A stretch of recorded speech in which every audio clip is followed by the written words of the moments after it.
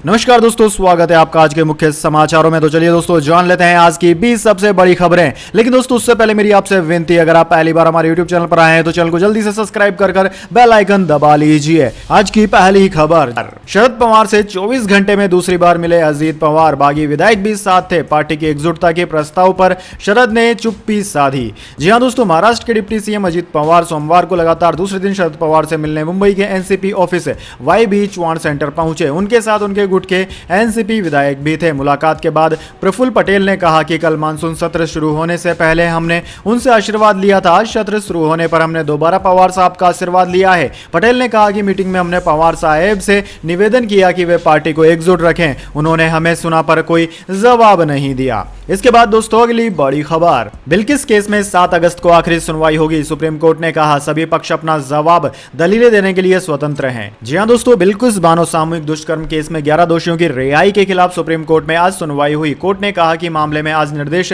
दिए गए थे। जवाब में बिल्किस बानो की वकील शोभा गुप्ता ने कहा कि याचिका में सभी दलीलें पूरी हो गई है। कोर्ट में पेश हुई सीनियर एडवोकेट वृंदा ग्रोवर ने कहा कि गुजरात सरकार ने 11 दोषियों को क्षमा करने वाला मूल आदेश अब दिया है। हम उसमें जवाब देना चाहते हैं क्योंकि इसमें कुछ नए फैक्ट्स हैं। वृंदा और सीनियर एडवोकेट इंदिरा जयसिंह इस मामले में एक जनहित याचिकाकर्ता की ओर से पेश हो रहे हैं। सुप्रीम कोर्ट ने कहा कि हम अंतिम सुनवाई के लिए 7 अगस्त की तारीख तय कर रहे हैं। तब तक सभी पक्ष अपने जवाब लिखित दलीलें कोर्ट में सबमिट करें। सभी पक्ष ऐसा करने के लिए स्वतंत्र हैं। इसके बाद दोस्तों अगली बड़ी खबर, झगड़ा बंद करो, राजनीति से ऊपर उठो, सुप्रीम कोर्ट की दिल्ली के एलजी और सीएम को सलाह।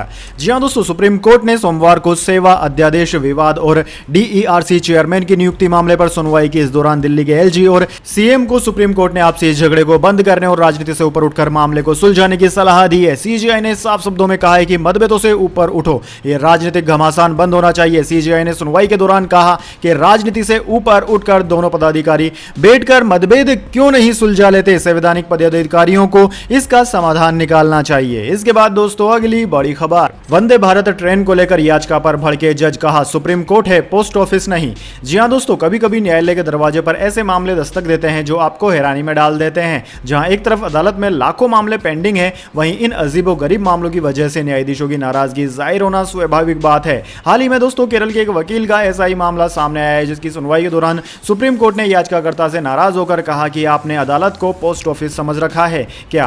दरअसल दोस्तों भारत के मुख्य न्यायाधीश डीवाई चंद्रचूड़, न्यायाधीश पीएस नरसिम्हा और न्यायाधीश मनोज मिश्रा केरल के वकील की एक याचिका पर सुनवाई कर रहे थे। वकील चाहते थे कि अदालत वंदे भारत ट्रेन को उनके गृह जिले में भी रुकने का आदेश सुनाए। सीजीआई ने याचिकाकर्ता पिटिशनर को फटकार लगाते हुए कहा कि आप चाहते हैं कि हम यह तय करें कि वंदे भारत कहां रुकेगी, इसके बाद हमें दिल्ली मुंबई राजधानी को रोकने पर काम करना चाहिए। यह नीति से जुड़ा मामला है, आप अधिकारियों के पास जाइए।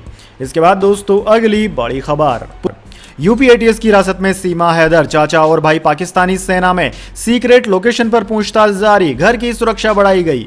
जी हां दोस्तों, पाकिस्तानी सीमा हैदर और सचिन की लव स्टोरी में जासूसी का एंगल आ गया है। सीमा को सोमवार को एटीएस ने ग्रेटर नोएडा स्थित अपने घर से हिरासत में ले लिया। एटीएस सीमा के साथ ही उसके 4 बच्चों और सचिन को भी अपने साथ ले गई है। किसी सीक्रेट लोकेशन पर सीमा से पूछताछ की जा रही है। सूत्रों के मुताबिक आईबी यानी कि इंटेलिजेंस ब्यूरो को इनपुट मिला है कि सीमा हैदर के चाचा पाकिस्तानी सेना में सूबेदार हैं, उसका भाई भी पाकिस्तानी आर्मी में है। जबकि इससे पहले सीमा ने अपने भाई को लेकर कहा था कि वह सेना में नहीं है बल्कि सेना में भर्ती की तैयारी कर रहा है। आईबी से इनपुट मिलने के बाद एटीएस एक्शन में आ गई है। सीमा हैदर के पासपोर्ट को भी जांच के लिए भेज दिया गया है, साथ ही उसकी मोबाइल डिटेल्स की भी दोबारा जांच की जा रही है। उधर दोस्तों नोएडा पुलिस ने सीमा के घर के बाहर सुरक्षा बढ़ा दी है। सचिन के परिवार को किसी से मिलने नहीं दिया जा रहा है। सचिन के घर वालों ने दरवाजे बंद कर लिए हैं।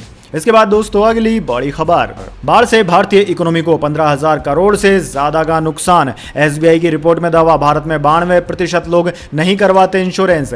जी हां दोस्तों, हिमाचल प्रदेश, उत्तराखंड, यूपी और दिल्ली समेत कई राज्यों में भारी बारिश से आई बाढ़ ने देश की इकोनॉमी को बड़ा नुकसान पहुंचाया है। स्टेट बैंक ऑफ इंडिया यानी कि एसबीआई की रिसर्च रिपोर्ट इकोवर्प के अनुसार बाढ़ से देश को करीब 15,000 करोड़ रुपए का इकोनॉमिकल लॉस यानी कि आर्थिक नुकसान होने का अनुमान है। एसबीआई की रिपोर्ट में कहा गया है कि इन बाढ़ों से होने वाले भारी नुकसान साथ ही हाल ही में आए बिपरजोय साइक्लोन जैसे नेचुरल डिजास्टर यानी कि प्राकृतिक आपदाएं देश के लिए गंभीर चिंता का विषय है। रिपोर्ट में कहा गया है कि लोकल और जियोग्राफिकल विशेषताएं देश को कई प्राकृतिक खतरों के प्रति संवेदनशील बनाती है। रिपोर्ट में कहा गया है कि इन बाढ़ों के कारण आर्थिक नुकसान की वर्तमान स्थिति का अनुमान लगाया जाना बाकी है। हमारा मानना है कि 10,000 से 15,000 करोड़ के बीच नुकसान हो सकता है। वहीं दोस्तों एक रिपोर्ट में कहा गया है कि लगातार ऐसी प्राकृतिक आपदाएं आने से आर्थिक तनाव के नए रिकॉर्ड बन गए हैं। प्राकृतिक आपदाओं में भारत में सबसे ज्यादा बाढ़ आती है। रिपोर्ट में कहा गया है कि लगभग 41% प्राकृतिक आपदाएं बाढ़ के रूप में आई है। इसके बाद देश में सबसे ज्यादा तूफान आते हैं। वहीं दोस्तों एसबीआई की रिपोर्ट में कहा गया है कि भारत में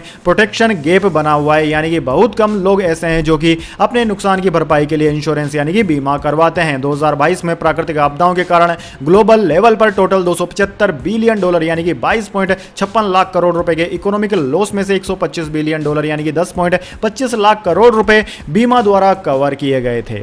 इसके बाद दोस्तों अगली बड़ी खबर, एस जयशंकर, डेरेक ओब्रायन समेत 11 उम्मीदवार राज्यसभा के लिए निर्विरोध चुने गए। जी हां दोस्तों, राज्यसभा की सभी 11 सीटों पर निर्विरोध उम्मीदवार चुन लिए गए हैं। पश्चिम बंगाल की 6, गुजरात की 3 और गोवा की 1 सीट पर मतदान की नौबत अब नहीं है। पश्चिम बंगाल की 1 राज्यसभा सीट पर उपचुनाव में भी मतदान नहीं होगा। विदेश मंत्री जयशंकर, टीएमसी नेता डेरेक ओब्रायन समेत सभी उम्मीदवारों की जीत हो गई है। राज्यसभा के लिए 24 जुलाई को मतदान होना था। 11 सीटों में से टीएमसी के 6 और बीजेपी के 5 उम्मीदवार जीते हैं। इसके साथ ही राज्यसभा में बीजेपी की 1 सीट बढ़ गई है। अब बीजेपी की राज्यसभा में 93 सीटें हैं।